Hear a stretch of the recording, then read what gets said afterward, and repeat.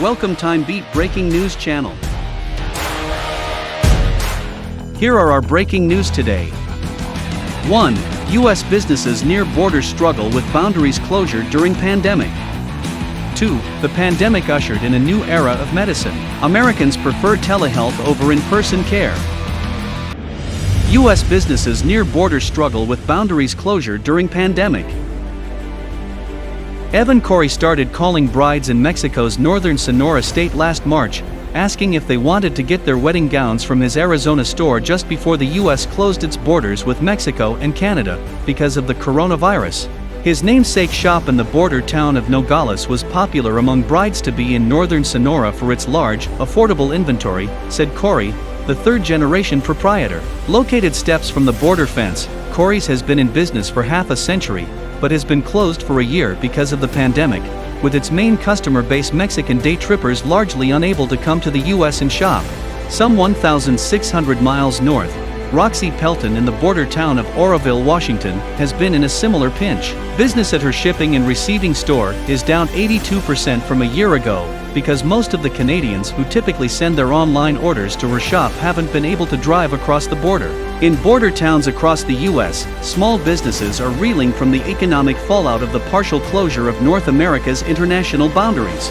Restrictions on non-essential travel were put in place a year ago to curb the spread of the virus and have been extended almost every month since, with exceptions for trade, trucking and critical supply chains. Small businesses, residents and local chambers of commerce say the financial toll has been steep, as have the disruptions to life in communities where it's common to shop, work and sleep in two different countries.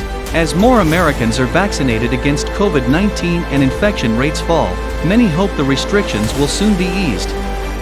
The pandemic ushered in a new era of medicine. Americans prefer telehealth over in-person care. The coronavirus pandemic has changed many aspects of the American healthcare system, but nothing changed quite as drastically as the rise of telemedicine. While virtual care existed before COVID-19, the practice boomed after state-mandated, stay-at-home orders, and have since remained strong. Prior to the pandemic, Blue Cross Blue Shield of Massachusetts received about 200 telehealth claims per day. That number reached up to 400,000 claims per day from April to May 2020, and the insurer is still receiving about 30,000 claims per day almost a year later, according to spokesperson Amy McHugh. Athena Health, a health tech company, released an interactive dashboard that delivered insights on telehealth trends from 18.4 million virtual appointments by 60,000 providers. Telehealth lends itself to mental health fairly easily because you're essentially just talking to somebody, so that you can do from pretty much anywhere, said Dr. Georgia Gave Ross, chief psychiatrist and co-founder of Talkiatry, a technology-driven psychiatric care provider. Consequences of the COVID-19 pandemic, such as job insecurity or the loss of a loved one, has had a significant impact on Americans' mental health, with anxiety and depression becoming the most common issues, experts say. After mental health, primary care was the second largest percentage of telehealth appointments, with 17% of primary care visits being held virtually, according to the Athena Health dashboard. Most of the physical aspects of a primary care visit, such as measuring weight and blood pressure, can be done at home with inexpensive equipment. Other physical examinations only require a camera